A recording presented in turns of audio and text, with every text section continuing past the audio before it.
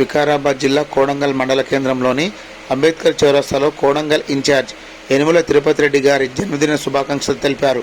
ఈ కార్యక్రమంలో MPP Muddappa Deshmukh, Congress party అధ్యక్షుడు Prashanth, advocate Sudhakar Reddy, Shivakumar, Hasnabad bank chairman Angad Raichur, మాజీ సర్పంచ్ గోవింద్, కాంగ్రెస్ నాయకులు తదితరులు పాల్గొన్నారు.